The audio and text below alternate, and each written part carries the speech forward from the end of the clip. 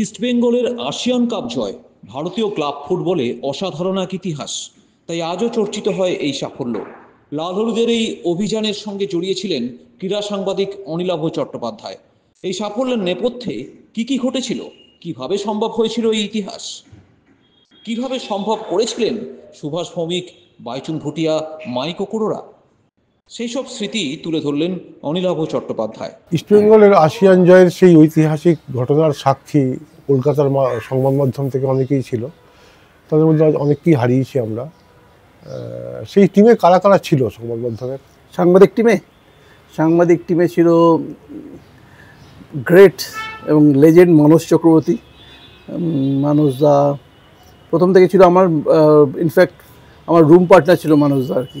অসাধারণ কিছু স্মৃতি আছে সেই সময়। আমাদের সঙ্গে ছিল অরুণদা, another legend in Bengali sports journalism. অরুণদা ছিল। আমাদের সঙ্গে ছিল পার্থ রুদ্র, আর আমি ছিলাম। আর আমার সঙ্গে ক্যামেরাম্যান গিয়েছিল হচ্ছে সুবীর দেবনাথ। তখন ডি বাপি নামে ও ক্যামেরাম্যান, ওর নাম ছিল আর কি। সুবীর দেবনাথ ওর ক্যামেরাম্যানের নাম ছিল। তো আমরা ইনিশিয়ালি এই 5 জন ছিলাম। তারপরে ফাইনালের আগে সম্ভবত রাতুলদা যায়, রাতুল ঘোষ বর্তমান থেকে যায় ফাইনাল বা সেমিফাইনাল আগে কোনো একটা সময়। কিন্তু তার আগে এই যে গোটা টিমের সঙ্গে থাকা, একই হোটেলে থাকা, পুরো একটা মিশনের পার্ট হয়ে যাওয়া আর কি। ইনফ্যাক্ট কারণ আমি গৌতম, আমি যে বিশ্বাস করতাম যে মানে এই যে স্বপ্নটা না, মানে এই যে সাংবাদিকরাও একটা মিশনের পার্ট হতে পারে, সাংবাদিকরাও একটা দেশকে রিপ্রেজেন্ট করতে পারে। এবং আমরা যেটা ভাবছি, মানে আমি একটা ভাবছি যে আমি আমার টিমকে একটা ইন্টারন্যাশনাল টুর্নামেন্টে চ্যাম্পিয়ন করব, এই ভাবনাটার সঙ্গে আমি সবাইকে শরিক করছি। আমি ক্লাব কর্মকর্তাদের শরিক করছি, নাহলে তো আমার সাপোর্ট কে করবে। আমি ক্লাব কর্মকর্তাদের বোঝাচ্ছি। তখন আমি যতদূর মনে পড়ছে যে নিতুদা একদম প্রথম দিক, পল্টুদা চলে গেছেন, নিতুদা আস্তে আস্তে ক্লাবের কন্ট্রোল নিচ্ছেন। সেই সময় একটা সময় নিতুদাকে কনফারেন্সে আনা, অন্যান্য যে কর্মকর্তা আছে তাদেরকে কনফারেন্সে আনা, সংবাদপত্রকে কনফারেন্সে আনা, মানে যারা এডিটার। আজকে অশোক দাশগুপ্ত, সেই সময় আমি ভৌমিকদার মুখে শুনেছি অশোকদার একটা বড় কন্ট্রিবিউশন ছিল ওই সময়ের এই ভাবনাটার সঙ্গে শরিক হওয়াতে। এই যে গোটা ব্যাপারটাকে, সিস্টেমটাকে, গোটা ইকোসিস্টেমটাকে সঙ্গে রাখা নিয়ে, এবং আমি তখন একটা ছোট্ট মতন প্রোগ্রাম করি, সবে শুরু হয়েছে 10 মিনিটের খেল। আমি তার আগে ফ্রিল্যান্স জার্নালিস্ট বিভিন্ন জায়গায়, আজকালে ফ্রিল্যান্স করি, তার খাস খবরে ফ্রিল্যান্স করি। সেখান থেকে একটা নতুন প্রোগ্রাম শুরু করেছি। হ্যাঁ, মানে জানি না তার ভবিষ্যৎ কী হবে, কিন্তু এমনভাবে একটা স্বপ্ন দেখানো শুরু করলেন এবং ওই মিশনটার পার্ট করে নিলেন ভৌমিকদা, যে মনে হলো যে আমিও যাই। মানে এবং ওই সময় একটা বিদেশ ট্যুর, ওরকম একটা ছোটো প্রোগ্রামের তরফ থেকে সত্যি কঠিন ছিল। আমার মনে আছে আমাকে রঞ্জিত মুখার্জি নিয়ে গিয়েছিলেন, ডিটিডিসির কাছে নিয়ে গিয়েছিলেন, সেখান থেকে একটা স্পন্সরশিপ নিলাম। আরও এদিক ওদিক স্পন্সরশিপ, আমার মনে আছে সম্ভবত ভুল না করি বোধহয় সোমনাথ দাশগুপ্ত, আমাদের বিদাসগুপ্ত স্পোর্টসে, তিনি একটা স্পন্সরশিপ দিয়েছিলেন, আমি যদি ভুল না করি, আমার মনে নেই খুব একটা। তো যাই হোক, মানে সব মিলিয়ে একটা ওই আমরা গেলাম আর কি। এবং দুঃখের হচ্ছে যে ওই টিমটার যারা সাংবাদিক গেছিলেন, অরুণদা নেই, মানসদা নেই, পার্থদা নেই, এবং 3জনই খুব বড় অসময়ে চলে গেছেন আর কি। হ্যাঁ, ভূমিকদা তো নেই আর কি। তো এই গল্পগুলো করা, স্মৃতিচারণার লোক কমে গেছে। হ্যাঁ, রয়েছে একমাত্র রয়েছে এদিকে মনীষ ব্যানার্জি, মানে ইস্টবেঙ্গল ক্লাবের রাজাদা আছে, রাজা গুহ আছে, আমাদের ননিদা ছিলেন বোধহয়, ওনাদের ম্যানেজার ছিলেন ননিদাও বোধহয় নেই।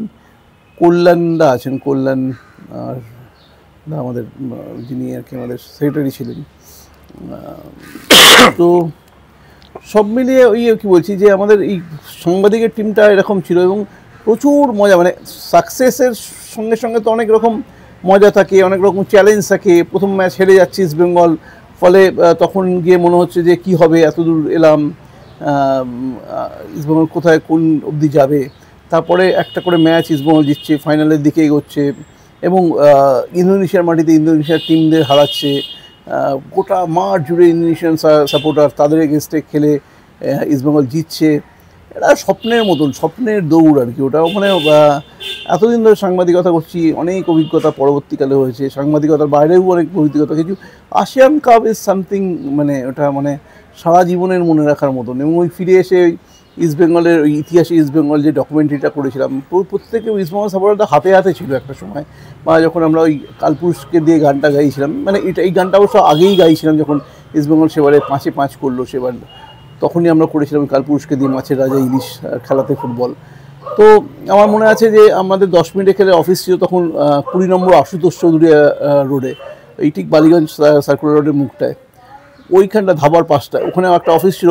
অফিসের দোতলায় আমাদের অফিস ছিল, সেখানে দোতলা থেকে লাইনটা বেরিয়ে এসে, মানে ক্যাসেট কেনা, তখন তো ক্যাসেট, অডিও ক্যাসেট, ওই ক্যাসেট কেনার লাইনটা গিয়ে শেষ হয়েছিল বালিগঞ্জ ফাঁড়িতে গিয়ে শেষ হয়েছিল। মানে এত মানুষের উন্মাদনা, মানে একটা মানে, এবং কালপুরুষকে বিভিন্ন পাড়ায় পাড়ায় নিয়ে গিয়ে সেলিব্রেশন করেছিল ইস্টবেঙ্গল সাপোর্টাররা। এবং তারপরে ইস্টবেঙ্গল গেল আসিয়ান খেলতে গেল, এবং আসিয়ান খেলতে গেল ওই সাকসেস, একটা স্বপ্নের দৌড় আর কি, একটা মানে খুব কাছ থেকে দেখেছো এই সাফল্যটাকে, কিভাবে সম্ভব হয়েছিল মনে হয়? আমি ওই যে বললাম যে যেটা ওই যে একটা স্বপ্ন একটা লোক দেখতে সাহস করেছিল, হ্যাঁ, তার নাম সুভাষ ভৌমিক। গোটাটা শুরু হয়েছিল ওখান থেকে। এবং সুভাষ ভৌমিকের সঙ্গে এবং একই সঙ্গে সেই সময় এমন একটা রাজ্যটক মিল হয়েছিল, আমি যতদূর মনে করতে পারি, যে এই একই সঙ্গে ইস্টবেঙ্গল ক্লাবের একটা এই খবরটা পায় যে এরকম একটা আসিয়ান কাপের মতন একটা টুর্নামেন্ট থেকে একটা অফার আসছে। তো দুটো মিলে যায়। তো আমার মনে হয় যতদূর শুনেছিলাম, আমি নিতুদাদের মুখে শুনেছিলাম যে অ্যালবার্টো কোলাসোর অফিসে গিয়ে চিঠিটা দেখতে পায় এবং সেটা ওরা বলে যে আমরা এটা খেলতে চাই। তো এবং সুভাষদা সেই প্রথম থেকে যেভাবে সেই সময় পুরো ব্যাপারটাকে সাজিয়েছিলেন, যে বাইচুংকে নিয়ে আসা, টিমে ফিরিয়ে আনা, বা পুরো এই যে একটা গোটা টিম। আমাদের আজকের দিনে আইএসএল হচ্ছে ইস্টবেঙ্গল ক্লাব, মোহনবাগান ক্লাব বা মোহন স্পোর্টিং, তারা 5 স্টার থেকে খেলছে, প্র্যাকটিসে আসছে, সেগুলো আইএসএল এসে অনেক রকম চেঞ্জ হয়ে গেছে। কিন্তু একটা সময় তো সত্যিই ছিল, আমরাও দেখেছি যে ডুরান্ডকে খেলতে গেলে কোথায় ক্লাবগুলো থাকতো, কোন হোটেলে থাকতো, সেখান থেকে খেলতে যেত, সেগুলো আমরা দেখেছি। বা রোভার্সে খেলতে গেলে কোথায় থাকতো, মারগাঁওতে যখন ফেডারেশন কাপ বা গোয়ার ম্যাচগুলো খেলতে যেত তখন কোথায় থাকতো। তো তখন তো এই 5 স্টার জীবনযাপনটা ছিল না, এখন অনেক সহজ হয়ে গেছে, এখন অর্থও এসছে। তারপর সেই অর্থ নিয়ে কী হলো 10টা বছরে, সেটা যদিও অন্য প্রশ্ন, সেই প্রশ্নে যাচ্ছি না।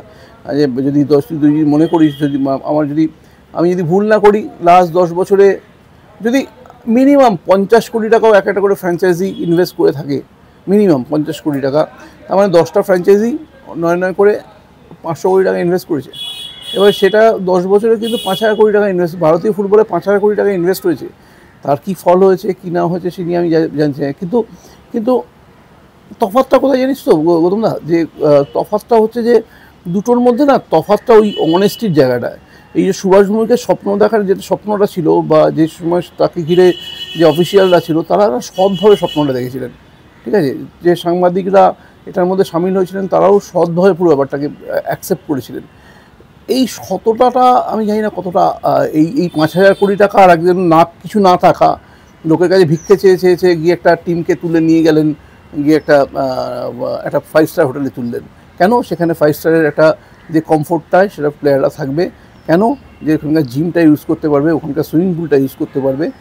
এবং কি হলো, যে প্রথম একটা সৌরভ গাঙ্গুলির সঙ্গে দেখা করলেন, নিয়ে বললেন যে আমার তোমার এই ক্রিকেট টিমের মতন আমার একটা ফিটনেস ট্রেনার দরকার। কেভিন জ্যাকসনকে নিয়ে এলেন, আন্দ্রে লরুর যে বন্ধু কেভিন জ্যাকসন, তাকে নিয়ে এলেন। আর ফিটনেস ট্রেনার এলো, প্রথম আমরা দেখলাম যে এরা ফিটনেস ট্রেনার এসে টিমটার ফিটনেস বিল্ড করছেন। তারপরে আরও যা দরকার, হ্যাঁ, যে মানে আমি যে বললাম যে হাতে টিমটাকে রাখা হয়েছিল, সেটার ক্ষেত্রে আমি যতদূর জানি, যদি ভৌমিকদার মুখে যতদূর শুনেছিলাম, যে অশোকদা একটু হেল্প করেছিলেন, অশোক দাশগুপ্ত সেই সময় হেল্প করেছিলেন। তারপরে একজন বাঙালি শিল্পপতি সেই সময় কলকাতাতে আসছেন রেগুলার, জাকার্তা থেকে আসছেন, ইন্দোনেশিয়া থেকে আসছেন, প্রসূন মুখোপাধ্যায়। সে সময় তো মনে আছে যে সেলিম গ্রুপকে রিপ্রেজেন্ট করতেন প্রসূনদাকে ধরা হলো। প্রসূনদা বললো ঠিক আছে, মানে, এবং টিমটাকে ওখানে গিয়ে টিমটাকে ওই পরিবেশের সঙ্গে মানিয়ে নেওয়ার জন্য একটু আগে যেতে হবে। টাকা কোথায়? টাকা নেই। প্রসূনদাকে ধরা হলো। প্রসূনদা বললেন যে ইনফ্যাক্ট আমাদেরও, আমরা যারা সাংবাদিক গেছিলাম, আমাকে তো বটেই, আমাকে বেশ কয়েকদিন ওখানকার হোটেলে ওখানে মানে আগে যাতে টিমটার সঙ্গে আগে গিয়ে ট্রাভেল করে টিমটার প্র্যাকটিস তুলতে পারি, হোটেলের ব্যবস্থা করে দিয়েছিলেন। মানে এগুলো স্বীকার করতে অস্বীকার মানে কোনো ইয়ে নেই। এই এই কী বলবো, মানে এইটুকু আমরা ওই যে সাপোর্টগুলো পেয়েছিলাম সেগুলো সারা জীবনের মনে থাকবে, সারা জীবন মনে রাখা উচিত অ্যাকচুয়ালি আমার মনে হয়। এবং প্রসূনদা এই ইস্টবেঙ্গল টিমটাকে কী করলো, আগে নিয়ে গিয়ে ওখানে একটা হোটেলে থাকার ব্যবস্থা করে দিল, সেই টিমটা যাতে ওই স্টেডিয়ামে প্র্যাকটিস করতে পারে। এবং ইস্টবেঙ্গল ক্লাব কিন্তু আগেই যে গেলারবিউং স্টেডিয়াম যেটা, সেখানে কিন্তু আগে গিয়েই প্র্যাকটিস করতে আরম্ভ করে দিয়েছে।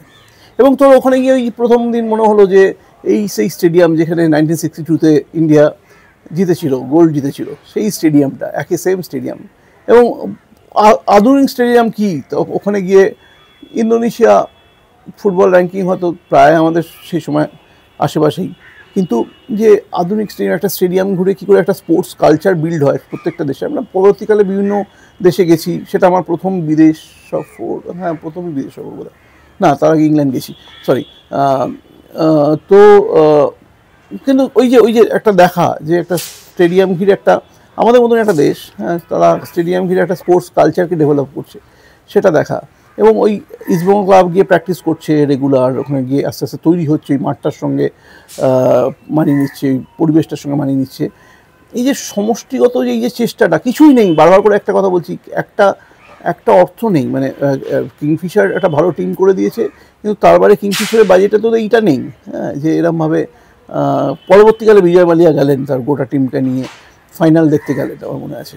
কিন্তু তার আগে অবধি তো কিছু ছিল না। তার আগে এই চেয়ে চিনতে কখনো হয়তো হায়াতে কারোর সাহায্য নিয়ে হায়াতে থাকা, কারোর সাহায্য নিয়ে ইন্দোনেশিয়ার হোটেলে কয়েকদিন থাকা নিয়ে, তারপরে আমরা মনে ছিলাম মহারানী বলে একটা হোটেল ছিল, সেখানে আমরা পুরো টিম থাকতো, আমরাও থাকতাম।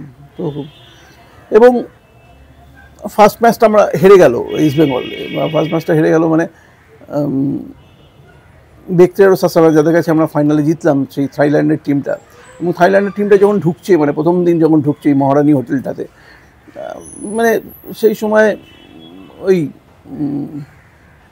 68 ছিল চাইম্যান, তাই তো, চাইম্যানরা ঢুকছে। এবং তখনই ওরা অলরেডি কিন্তু রীতিমতো নাম করা ফুটবল টিম, মানে ওটা ওই জোনে, ওখানে তো একটা সাংঘাতিক একটা ফুটবল কালচার আছে আমাদের। ইটস নট লাইক আস, মানে ওখানে তুই মানে Vietnam, Myanmar, Vietnam, Indonesia, Thailand, এইগুলো কিন্তু একটা সাংঘাতিক ফুটবল কালচার আছে। ওরা মানে যেভাবে ইপিএল ফলো করে বা ইন্টারন্যাশনাল ফুটবল করে, দেখবি প্রত্যেকটা টিম দেখবি যে আগে হতো, এখন একটু কমে গেছে হয়তো, যে প্রি সিজনে ওরা সবাই এই জোনগুলোতে এসে খেলে যেত। কখনো ব্যাংককে খেলছে, কখনো সিঙ্গাপুরে খেলছে, কখনো জাপানে খেলছে, কখনো চায়নায় খেলছে। ওই জোনটা ঘিরে না একটা সাংঘাতিক রকম ফুটবলের ক্রেজ রয়েছে। এবং ফুটবলটা মানে তুই ধর, আমরা এখানে কী করি, আমরা যদি এশিয়া কাপে ইন্ডিয়া যদি না খেলে আমরা খোঁজ রাখি না, ঠিক আছে। আমি ওখানে দেখতাম যে, আমি পরবর্তী মায়ানমারেও গেছি, দেখতাম যে এশিয়া কাপে কোন দুটো দল খেলছে, আজকে কার এশিয়া কাপে খেলা আছে, সেখানে যদি কী বলবো ইরাক ভার্সেস লেবাননেরও খেলা হয়, ওরা কিন্তু খোঁজ রাখছে, কারণ ওদের টার্গেটটা ওখানে খেলা।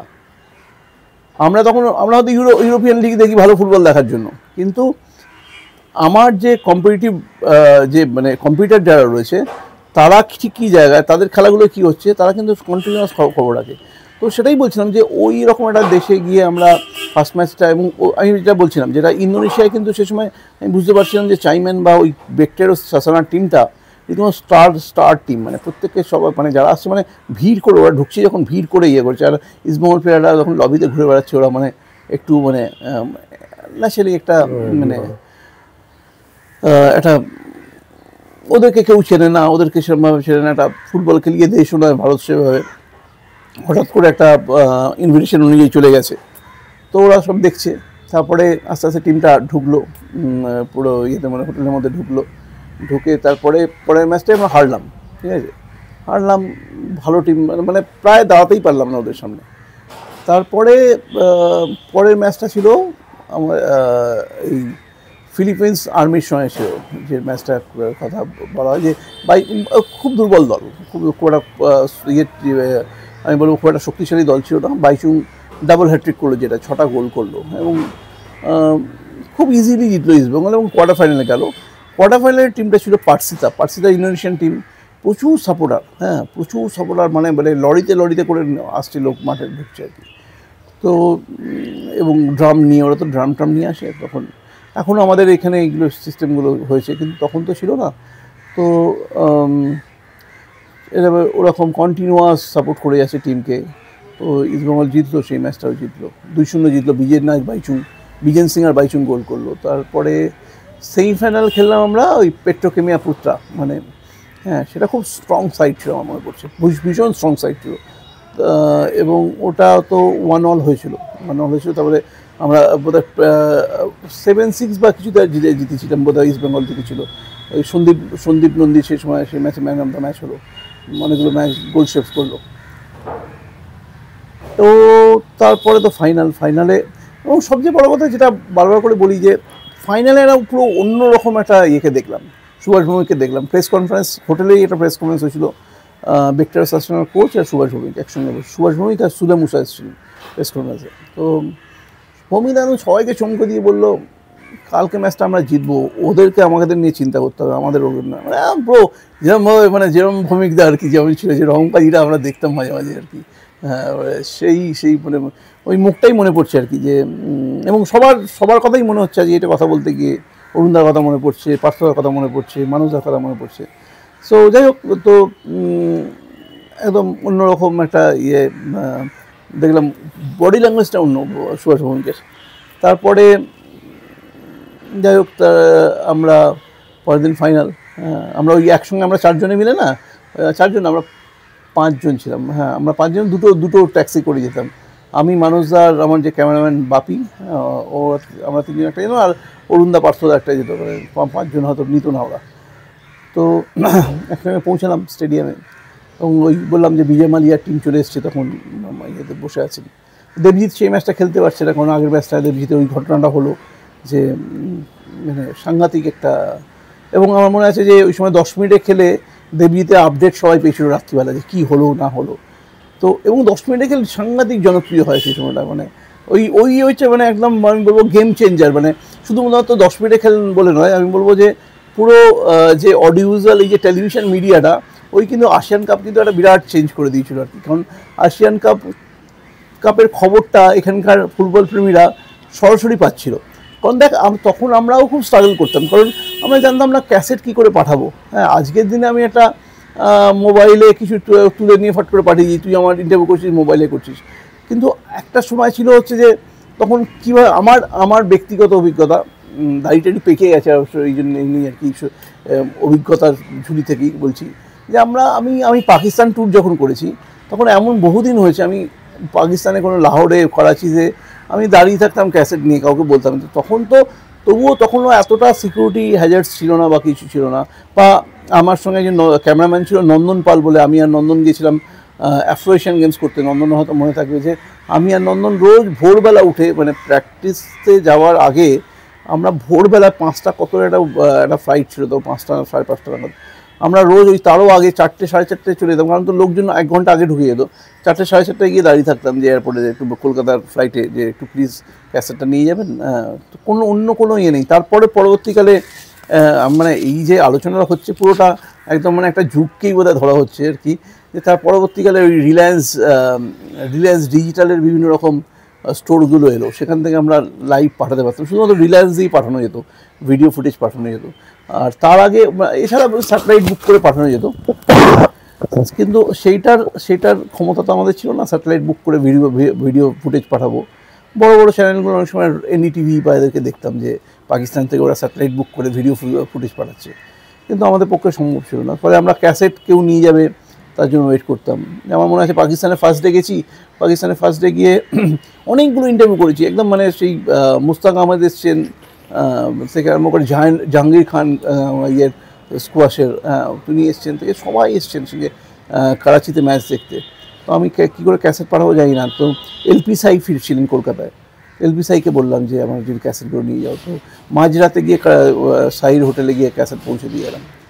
তো সেইগুলো অভিজ্ঞতা থাকে। তো সেই সময় তো এবারে ওই যে দেবজিৎ ঘোষ খেলছে না, সেই আপডেটটা আগের দিনই সবাই জানতে পেরেছিল যে ওর যে ইঞ্জুরিটা হয়েছিল মাঠের মধ্যে, ওর ইয়ে হয়ে গেছিলো, স্পন্দন বন্ধ হয়ে গেছিলো, এবং চোখে ডগলাস সিপিআর দেয়।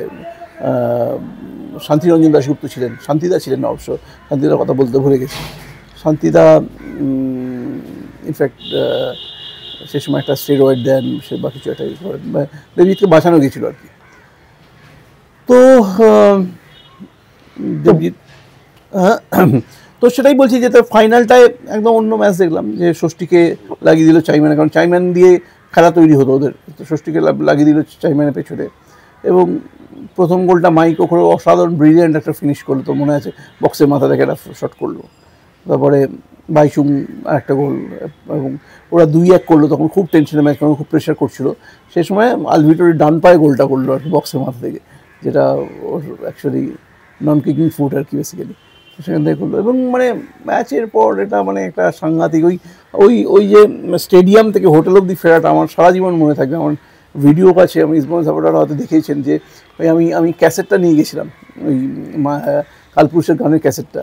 তো আমি কী করতাম, প্রতিদিন বাসে করে, আমরা তো ওদের বাসে করেই যেতাম টাতাম আর কি, মানে আমরা বললাম না একটা কাইন্ড অফ মিশন ছিল, মানে আমরাও পার্ট অফ দ্য মিশন ছিলাম যেন ভৌমিকদার।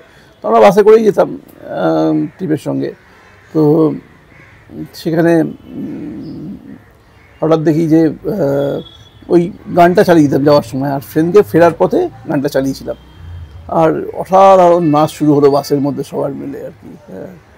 তো একটা স্বপ্নের জার্নি ওটা। ওই জার্নিটা মনে হচ্ছিলো মানে গাড়িটা যাচ্ছে ইন্দোনেশিয়া, মানে জাকার্তার উপর দিয়ে যখন গাড়িটা যাচ্ছে, আমরা ভেতরে আর সব প্লেয়াররা মিলে নাচ করছে, হ্যাঁ, তো ফ্যান্টাস্টিক। ভারতীয় ক্লাব ফুটবলের সাফল্যের দিকে এই আসিয়ান জয়ের সাফল্যটাকে কোন জায়গায় রাখবে? ক্লাব ফুটবলের সাফল্যের ক্ষেত্রে দেখ, ASEAN cup one of tournament হয়েই থেকে গেছে, কারণ তারপরে যেটা ভৌমিকদা এসে যেটা করতে চাইলো, যে এই টিমটাকে নিয়ে ফেডারেশন কাপটা খেলতে চাইলো না, টিমটা একটু, যে ওই সময় আমার মনে আছে যে মানে আসিয়ান কাপ এমন একটা কী বলবো, একটা ক্রেজ তৈরি করেছিল ফুটবলের, মানে বাড়িতে বাড়িতে ফুটবলটা তৈরি মানে দেখছিল আর কি। মানে আনন্দবাজারের আমি শুনেছিলাম ফিরে এসে যে আনন্দবাজারের ফ্রন্ট পেজে নাকি পুরো মেজরলি ফুটবল কভারেজ ছিল সেদিকে আর কি, মানে ফ্রন্ট পেজে সবটা জুড়ে ফুটবল ছিল, যেটা আমরা ভাবতেই পারতাম না সে সময়, কিন্তু এখনও পারি না দাদা। তো কিন্তু সেটা করেছিল, কিন্তু ফিরে এসে ভৌমিকদা টিমটাকে নিয়ে ওই যেটা হয় ভৌমিকদার পাগলামি কিছু আছে, তো সেগুলো শুরু করলো। এবং যুক্তি ছিল যে মাঠটায় সত্যি খেলা দেওয়া হয়েছিল সেই সময়, মানে পায়ে মানে সল্টলেক স্টেডিয়ামের অবস্থা তখন পা দিলে ডুবে যাচ্ছে পা কাদাতে। তো বললো আমি এই মাঠে খেলবো না, সেখান থেকে একটা বিতর্ক টিমটা হেরেও গেল। তো ওই ক্রেজটা হট করে পড়ে গেল। কিন্তু যেটা মুশকিল হচ্ছে যে আমি যেটা বারবার করে বলি, ওই 3 Idiots-এর একটা ডায়লগ আছে না, যে ট্যাক্সি দাঁড়িয়ে ছিল গেটের সামনে, গেটের সামনে ট্যাক্সি দাঁড়িয়ে ছিল, মানে কি বলবো, সবারই রেডি ছিল, একটু সাহস পায়নি আর কি। মানে ভারতীয় ফুটবল বা ক্লাব যদি একটু ওই সময় একটু সাহস দেখাতো, তাহলে কিন্তু এই রাশিয়ান কাপের ওপর একটা বেসটার উপর একটা কিছু করা যেত। এটা ওয়ান অফ টুর্নামেন্টও হয়ে আছে। আমি ওটা কি সাফল্যের নিরিখে কীরকম কী, আমি আলোচনাটা যেতেই চাই না ওই জন্য। ওখানে যখন গিয়ে পৌঁছানোর পর ছবিটা কি দেখেছিল, ইস্টবেঙ্গলকে কী চোখে দেখছে সবাই? ইস্টবেঙ্গল সে সময় কোনো চোখে দেখেছে বলে আমার মনে হয় না। মানে ইস্টবেঙ্গলটা সাংঘাতিক একটা, মানে ইন্টারন্যাশনাল ফুটবলের বিরাট লেগাসি নিয়ে ওখানে যায়নি, হ্যাঁ। তো হ্যাঁ, মানে ইন্ডিয়ান ফুটবলের ওইরকম একটা বিরাট লেগাসি তো ওই সময় অ্যাটলিস্ট ছিল না, যে গিয়েই একেবারে সাংঘাতিক কিছু করে ফেলবো। ইস্টবেঙ্গল ক্লাব আসিয়ান জোনের বাইরে একটা টিমকে নিয়ে গিয়ে একটা খেলানো হচ্ছে, তাদেরকে ইনভাইট করে নিয়ে যাওয়া হচ্ছে, এবং তাদেরকে গেল ইস্টবেঙ্গল প্র্যাকটিস করছিল। আমার মনে আছে যে সেই পরিস্থিতিটা বদলাতে শুরু করলো কবে থেকে, কীভাবে পরিস্থিতিটা বদলাতে শুরু করলো, মানে থেকেই পার্সিদাকে হারানোর পর থেকেই। পার্সিদা কোয়ার্টার ফাইনালে যখন, সেমিফাইনালে যখন টিমটা গেল, তখনই ন্যাচারালি যে সেমিফাইনালে যাওয়ার পর তো একটু লোকের দৃষ্টিটা বদলায়। তো এবং পেট্রোকেমিকা পুত্রকে যখন হারালো, যখন অত স্ট্রং একটা টিম, হ্যাঁ, তখন ডেফিনেটলি একটু ইস্টবেঙ্গলকে নিয়ে ভাবনা চিন্তা শুরু করলো। সুভাষ ভৌমিক সম্পর্কে তুমি কিছু কথা বললে, আরও কথা জিজ্ঞেস করছি, সেটা হচ্ছে এই টুর্নামেন্টের আগে, পরে, মাঝে সুভাষ ভৌমিককে কীভাবে দেখেছো? হ্যাঁ, আমি তার আগে এটা বলছি, যারা দর্শকরা, আপনারা দেখেছেন যিনি প্রশ্নকর্তা গৌতম রায়কে আমি তুই করে বলছি, আমরা তুই করেই বলি, হঠাৎ তুমি করে বলছে, হ্যাঁ, আমাকে হঠাৎ ইন্টারভিউতে তুই বলে আমাকে, হ্যাঁ, আমরা বন্ধুর মতনই গল্প করছিলাম, আপনারা আমাকে গালাগালি দেবেন না, হ্যাঁ প্লিজ, যে ভদ্রতা নেই, আপনি তুই করে বলে যাচ্ছেন। হ্যাঁ, অ্যাকচুয়ালি তা নয়, আমরা দুজনেই দুজনকে তুই বলি, ও হঠাৎ করে একটু ভদ্র হয়ে গেছে। হ্যাঁ, কিন্তু আমরা তুই বলি আর কি। তো হ্যাঁ, সুভাষ ভৌমিককে কী দেখলাম আমি বলি, সুভাষদা বললাম না, একটা সুভাষদা হচ্ছিলেন স্বপ্নের সওদাগর। মানে সুভাষদাকে আমাদের দুর্ভাগ্য আমরা কাজে লাগাতে পারিনি। সুভাষদার যে পোটেনশিয়াল ছিল, বোমাদাকে একটা সঙ্গে একটা নিতুদার মতো লোক দরকার, যাকে যে কন্ট্রোলে রাখবে। সুভাষদার সঙ্গে কন্ট্রোলের বাইরে চলে যায় ওই, যেহেতু মানে ওই মানে একবার যদি ওই বলে না যে অ্যারোটা বেরিয়ে যায় বইয়ের থেকে, যখন বেরিয়ে যায় যেদিকে খুশি যেতে পারে, ওরকম সুভাষদার জন্য একটা দরকার ছিল, একটা সুতোরও দরকার ছিল, যেটা সুতোটা ইস্টবেঙ্গল ক্লাব থাকে। নিতুদা খুব ভালোভাবে সুভাষদার সঙ্গে অসাধারণ সম্পর্ক ছিল, তো সেটা খুব ভালোভাবে করতে পারতো। কিন্তু সুভাষদা স্বপ্নের সওদাগর।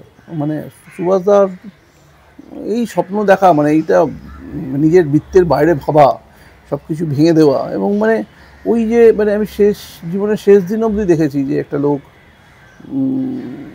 করে যাচ্ছে, মানে কিছু না কিছু বলে যাচ্ছে, কিছু ভেবে যাচ্ছে।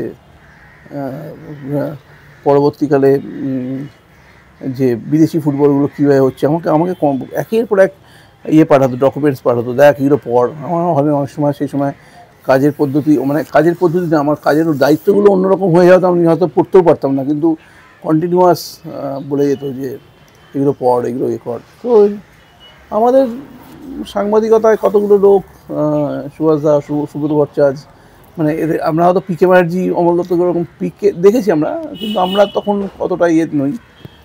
কিন্তু সুভাষ ভৌমিক, সুব্রত ভট্টাচার্য এরা অসম্ভব।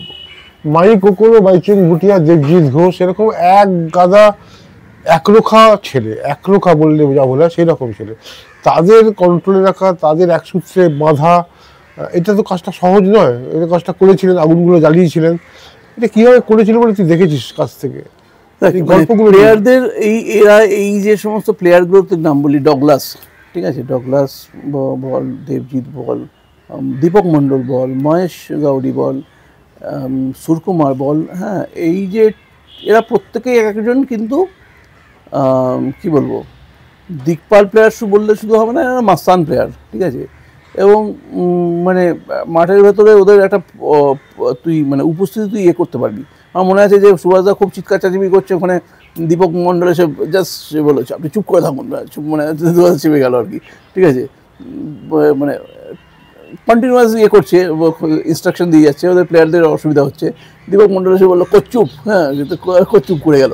তো এই রিলেশনশিপটাও সুভাষদা সবসময় এদের সঙ্গে একটা শেয়ার মানে করতো, পার্সোনাল রিলেশনশিপ। মানে আজ ময়িক ওকোরো বাবা বলতো, ঠিক আছে, আজকে বিজেন সিং বাড়িতে থাকতো, তো তুরুঙ্গার সঙ্গে ওরকম একটা সম্পর্ক ছিল। মানে এই প্লেয়ারগুলো মানে সন্তানের মতন করে বড় করেছে, এবং ফলে কন্ট্রোলটাও ওরকমই ছিল।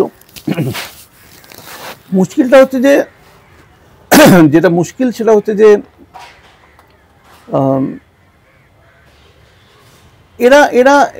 এদেরকে সামলানো অসুবিধা ছিল না, এদেরকে বরং ছিল সুভাষদার টিমে অনেক ক্যাপ্টেন ছিল, মানে যেটা সুবিধা হয় একটা টিমকে করতে।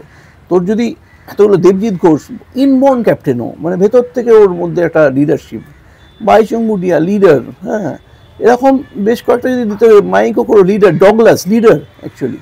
তো যখনই তোর টিমে এতগুলো লিডার থাকবে, এতগুলো তোর কী হয়, তোর আমাকে সৌরভ গাঙ্গুলি বারবার বলতো যে একটা টিমে সবসময় সব প্লেয়াররা কিন্তু ম্যাচ উইনার হয় না, ম্যাচ উইনার কয়েকজন হয়। তো সুভাষদার টিমে অতগুলো ম্যাচ উইনার, কোনোদিন অ্যালভিডো জিতিয়ে দিতে পারে, কোনোদিন বিজেন সিং জিতিয়ে দিতে পারে, কোনোদিন বাইচুং জিতিয়ে দিতে পারে, হ্যাঁ, কোনোদিন ওকোরো জিতিয়ে দিতে পারে। তো এই সবটা মিলে এই টিমটাকে বিল্ড করা, এটার ব্যাপারে কোনো তুলনাই হয় না। ফাইনালের আগের দিন শিবিরের ছবিটা, ড্রেসিং রুমের ছবিটা ঠিক কীরকম ছিল? মানে ফুটবলারদের বডি ল্যাঙ্গুয়েজ, বক্তব্য, যেটুকু কাছ থেকে দেখে রিয়েলাইজ করতে, আলাদা কিছু ছিল না, বরং আমি বলবো যে রিল্যাক্স ছিল অনেক। কারণ সুভাষদা ওই ম্যাচের আগে যেটা ইনজেক্ট করতে পেরেছিল টিমটাতে, যে বলেছিল যে ফাইনাল অবধি আসাটা একটা ইন্টারন্যাশনাল টুর্নামেন্টের, এটা একটা বিরাট প্রাপ্তি, এবারে তোমরা যাও গিয়ে এনজয় করো ম্যাচটা, ঠিক আছে। ফাইনাল ওঠার পর দেখ, ফাইনাল ওঠার পর কেন আমি বলবো যে যখনই গ্রুপ লিগ স্টেজ থেকে যখন তুমি নকআউটে যাস, যখন সেমিফাইনালে যাস, তখনই কিন্তু সেটা যে কোনো কারোর গেম হতে পারে। ওই রেজাল্টটা দিয়ে না কোনো টিমের, আমার মনে হয় না কোনো টিমের শক্তি, দুর্বলতা, সাফল্য, ব্যর্থতাকে মাপা উচিত। আমার এতদিনের কাজ করার অভিজ্ঞতা থেকে বলতে পারি যে যে ওই সেমিফাইনাল জোনে যখন চলে গেলি না, তখন যেটা সেদিনটা সেটা যে কোনো দিনের যে কোনো টিমের ম্যাচ হতে পারে, যে কোনো সময় বদলে যেতে পারে সবটা। এবারে ম্যাচের পর চ্যাম্পিয়ন হয়ে গেল ইস্ট বেঙ্গল, মিশন ফুলফিল হয়ে গেছে, তারপরে যে রিয়াকশান, উচ্ছ্বাসের ভাষা সব মিলিয়ে, বডি ল্যাঙ্গুয়েজ সব মিলিয়ে বক্তব্য, সেগুলো যদি কিছু মনে থাকে আর কি, যে কে কী করেছিল, কীভাবে তাদের সেই উচ্ছ্বাসটা বেরিয়ে এসেছিল, কী সুবিধার ছবিটা কীরকম ছিল, ফাইনাল হয়ে গেছে। ছবিগুলো তো দেখেছে নিশ্চয়ই ইস্টবেঙ্গল সাপোর্টাররা, যে মাঠের মধ্যে সবাই যেভাবে ইয়ে করছিল, যে কখনো মাইকো করে ওই এশিয়ান কাপের ওপরটা ট্রেনে মাথায় পরে নিয়ে নাচছে, কখনো তুলুঙ্গা ওই ইন্ডিয়ান ফ্ল্যাগটাকে নিয়ে হাঁটছে, কোথাও এরা দৌড়াদৌড়ি করছে, এই যে পুরো ব্যাপারটা। এবং সুভাষদার ড্রেসিং রুমে গিয়ে কাঁদছিলেন, সবাই আমরা সবাই জানি। তা সুভাষদার সঙ্গে আমরা ফিরেছিলাম যখন হোটেলে, আমরা সুভাষদার ঘরে গেলাম, আমি ছিলাম সুভাষদার সঙ্গে, যখন সুভাষদার ঘরে গেলেন, গিয়ে প্রণাম করলেন, ঠাকুরকে প্রণাম করলেন। তো আমাকে ইন্টারভিউ দিয়েছিলেন ওখানে, যে আমার মনে আছে কাপ জিতে একটা ইন্টারভিউ দিয়েছিলেন। তো ওইগুলো মনে আছে আর কি। গোটা টুর্নামেন্টে টিম চ্যাম্পিয়ন হয়েছে, টিম খেলেছে, টিম হিসেবে খেলেছে। বাইচুং ভুটিয়া সর্বোচ্চ গোল স্কোরার হয়েছে, সন্দীপ নন্দী টুর্নামেন্টের বেস্ট গোলকিপার হয়েছে, এগুলো ঠিক আছে। তবু তোর চোখে আলাদাভাবে কার নাম আলাদাভাবে বলা যায়, যে এত কিছুর মধ্যেও আলাদাভাবে এইটা একটা?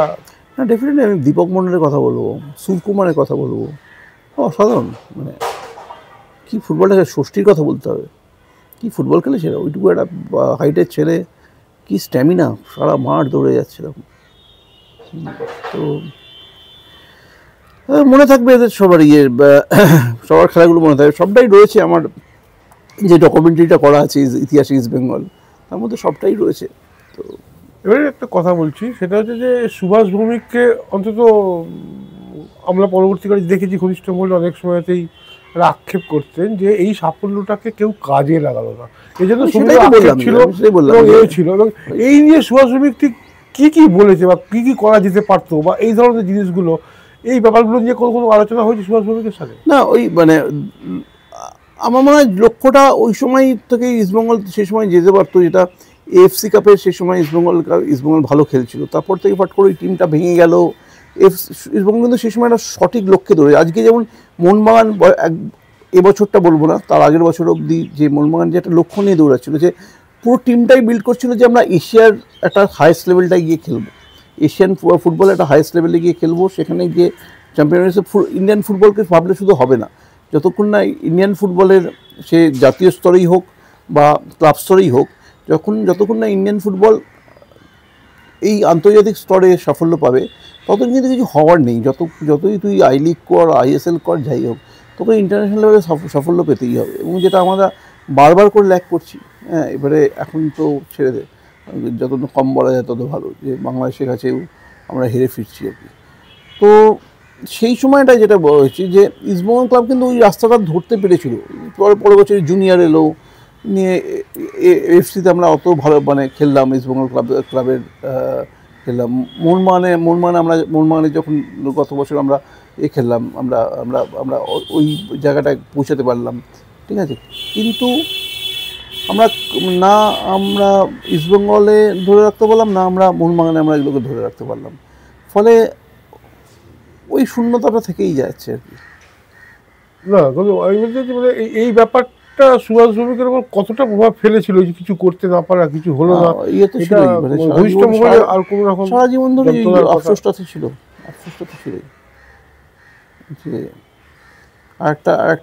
আমাকে একটা টিম দিতে পারতো আর কি, মানে একটা 2004, 2003, 2004 ওই ফেজটা আমার ওই টিম নিয়ে মতন করে দিতে পারতো। আমার মনে আছে যে সুব্রতদা একদম প্রথম দিকেই স্যাক হয়ে গেল, একটা টিম ওই পুরীতে গেছিলো বোধহয় প্রি সিজন করতে, অনেকগুলো ভালো ভালো প্লেয়ার নিয়ে এলো, কিন্তু ক্লিক করে না, টিমটা হেরে গেল, এবং শুরুতেই সুভাষদাকে সরিয়ে দিল। তারপরে এটা আমি যদি ভুল না করি 2006 নাগাদ আর কি, আমরা এক্সট্রা টাইম শুরু করছি, তোর হয়তো মনে আছে সেই সময়। পুরীতেও গেছিলো বোধহয়, গোপাল গেল বোধহয় টিমের সঙ্গে, যদি ভুল না করি, মানে আমাদের এক্সট্রা টাইম থেকে। তো সেবারেও তাই, টিমটা ভালো করে করতে চাইলো কিন্তু প্রথম দিকে হারলো এবং সরিয়ে দিল আর কি। তো ওই সুযোগটাও দিতে হবে, জানিস তো, মানে ফুটবল খেলায় হতে পারে পরাজয়, হতে পারে, সাপোর্টারদের অনেক ধৈর্যশীল হতে হবে, টিমের পাশে থাকতে হবে। এখনকার সাপোর্টাররা অনেক বেশি, আমার মনে হয় সেই বিষয়ে অনেকটা বেশি ধৈর্যশীল, অনেক ক্ষেত্রে অনেক সময় বোঝে টিমের ইন্টারন্যাশনাল ফুটবলের এক্সপোজার অনেক বেশি, মানে দেখতে পায়, জানতে পারে যে ইন্টারন্যাশনাল ক্লাবগুলো কীভাবে কাজ করে, সাপোর্টার ফোরামগুলো কীভাবে কাজ করে। এবং নিশ্চয়ই অনেক সাপোর্টাররাও দেখছেন এই প্রোগ্রামটা, এবং তাদের বলবো যে সাপোর্টার ফোরাম যারা আছে না, সাপোর্টার ক্লাব রয়েছে, ফ্যান ফোরাম যারা রয়েছে, তাদের না কাজ করা উচিত মানে ক্লাবের ওপর প্রেশার গ্রুপ হিসেবেই কাজ করা উচিত। ক্লাবের সাপোর্টাররা যদি, মানে এই সাপোর্টার গ্রুপগুলো বা ফ্যান্স ফোরামগুলো যদি ক্লাবের মুখপাত্র হয়ে যায় না, তাহলে এইটা করবেন। গোটা পৃথিবী জুড়ে কিন্তু ক্লাবের ওপর এই যে প্রেশার গ্রুপ হিসেবেই কাজ করে কিন্তু এই ফ্যান্স ফোরামগুলো। হ্যাঁ, যে যেমন মোহনবাগানের ক্ষেত্রে করলো যে আমি ইডেন যাওয়া, তুমি যাবে না বলছো, এটা আমাদের পছন্দ হয়নি, তুমি এটা করতে পারো না, তুমি ক্লাবের একটা নাম নিয়ে তুমি এরকমভাবে একটা ডিসিশন নিতে পারো না। This should be the approach towards club. মানে যদি কোনো সেটা ইস্টবেঙ্গল হোক, মোহনবাগান হোক, হ্যাঁ সেটাও করতে পারে, কিন্তু হ্যাঁ অনেক সময় সেটাও দেখতে হবে যে আমাদের এখানে ক্লাবগুলো চলে, মানে ফুটবলের টাকা ঢালার লোক কোথায়, ঠিক আছে, ফুটবলের টাকা ঢালার লোক কোথায়। আজকে ইস্টবেঙ্গল হোক, মোহনবাগান হোক, যে ফুটবলের টাকা নেই বলেই তো এত বড় দুটো ব্র্যান্ড, বাঙালির নিজস্ব ব্র্যান্ড, মানে বাঙালির আত্মার সঙ্গে জড়িয়ে দুটো ব্র্যান্ড, সেই ব্র্যান্ডগুলো তো বিক্রি হলো মানে ইনভেস্টার আসতেই পারে, কিন্তু সে যদি কিছু শর্ত দিয়ে আসে সেখানেই মুশকিল। আমি ইনভেস্টার আসবো, তুমি ক্লাবের অংশীদারত্ব হলে, কিন্তু ক্লাবের যে সোলটা সেটা তুমি কিনতে পারবে না, কিন্তু সেটা ক্লাবের সোল, ক্লাবের মানে যে ওডি মানে অন্তরাত্মাটা কেনা যায় না কখনো, ঠিক আছে, কারণ এরা হচ্ছে বাঙালির অন্তরাত্মা। আমি যদি বলবো, মানে এগুলোর সঙ্গে বাঙালির সব কিছু জড়িয়ে আছে, বাঙালির লেগাসি, বাঙালির ইতিহাস, বাঙালির বেঁচে থাকা, বাঙালির এত বছরের জার্নি, ইতিহাস, সবগুলোর সঙ্গে তো ইস্টবেঙ্গল, মোহামেডান স্পোর্টিং এগুলো জড়িয়ে আছে। সুতরাং খুব সহজে এইগুলোর দাম না কয়েক হাজার কোটি টাকা অ্যাকচুয়ালি, এরা তো থ্রো অ্যাওয়ে প্রাইসে পেয়ে যায়। হ্যাঁ, কিন্তু কিছু করার নেই, ওরা না এলে হয়তো অন্য কেউ আসতো না। আজকে গোয়েঙ্কারা এসছেন বা ইউএমিরা এসছেন বলে আজকে ক্লাবগুলো একটুখানি অ্যাটলিস্ট, এই তো মোহামেডান ক্লাবের কী অবস্থা, মানে কী স্ট্রাগল করছে, অ্যাটলিস্ট এরা এসছেন বলে ক্লাবগুলো ইনভেস্ট করছে, ভালো টিম বানাচ্ছে, সাপোর্টাররা নিজেদের ইচ্ছে মতন টিম দেখতে পাচ্ছে। কিন্তু মানে আমি যেটা বলছি যে ওই মানে অনেক কিছু করার ছিল যেগুলো হলো না, এবং সেই আফসোসগুলো নিয়ে কিন্তু অনেক, ওই কত কবি মরে যায় চুপি চুপি একা একা, কবির সুমনের গান এরকমই, যে কত ফুটবলার, কত স্বপ্ন দেখা মানুষ একা একা চুপি চুপি চলেও যান, তাদেরকে আর মনে রাখা হয় না।